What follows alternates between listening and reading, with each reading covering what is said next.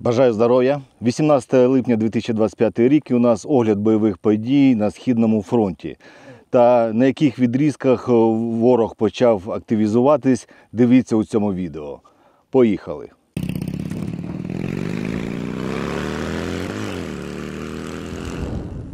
Район міста Часів Яр. За тиждень ситуація не змінилась, ворог просування не мав.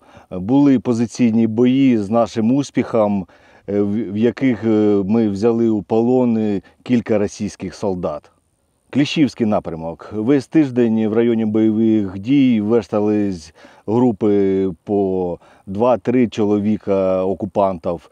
Була така історія позавчора.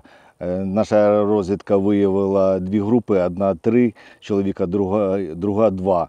Вони ховались десь у своїх там норах у посадці.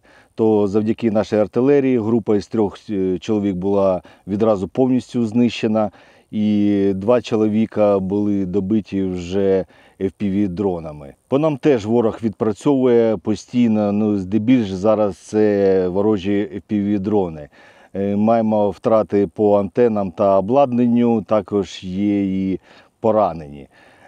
Дуже сильно на цьому тижні обстрілюються Костянтинівка та Дружківка саме засобами реактивними снарядами, як гради, так і шахеди. А по Краматорську щільно прилітають каби. Торецьк. За тиждень суттєвих просувань у ворога не було, можна сказати, все без змін. А ось в районі Деліївки ворог робив дуже такі сильні штурмові дії у бік Білої гори.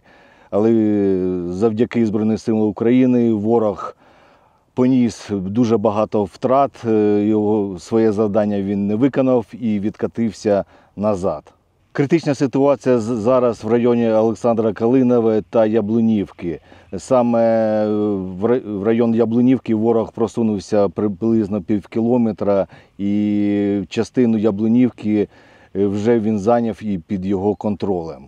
Новопавлівський напрямок. Тут ситуація залишається бути критичною. Ворог далі просовується саме до межі Дніпропетровської області. Покровський напрямок. Ворог продовжує тиснути в районі селища Удачного, він там просунувся, і його мета залишається закріпити саме у Дніпропетровській області, але йому це не вдається. Чомусь у загальних зведеннях по обстрілам міст та селищ немає звіту по обстрілам іменно селищ Дніпропетровської області. Насправді селища Межівської громади, такі як Новопідгородне та Райполе, знищуються практично повністю. Уже на 70% цих сел просто немає. Їх обстрілюють і артилерія, і каби, і реактивка, і FPV-дрони там літають, як у себе вдома. Чому про це не розповідають, я не знаю. Напишіть у коментарях, чому саме замовчуються обстріли селищ Дніпропетровської області. І наостанок хочу затронути ще одну тему. Справа в тому, що наш побратим був у відпустці і вирішив купити там собі мотоцикл, щоб саме тут їздити мобільно по справам. Він зайшов у Дніпрі в магазин, де продається цей мотоцикл, і каже, а можна мені взяти мотоцикл у кредит для військового, який анонсувала влада по телевізору, що 0% для військових можуть купувати. Вони кажуть, так, можна, але вам потрібно пред'явити справку від частини, що ви не знаходитесь в районі бойових дій. Тобто для військових, які не знаходяться в районі бойових дій. А хто ж тоді такі військові, які не знаходяться в районі бойових дій? Це що, зробили такий закон не для тих, хто воює, а для тих, хто сидить у тилу? Тут для них якісь там привілегії чи ще щось. Те саме, мабуть, там, може, хто тут із військових сталкувався, така програма «Є-оселя». Може, теж вона не видається тим, хто воює, а тим, хто не воює.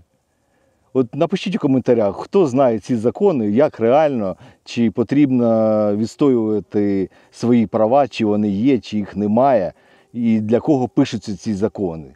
Це просто так, щоб картинка була класна по телевізору, що ми прийняли для військових от такі привілегії.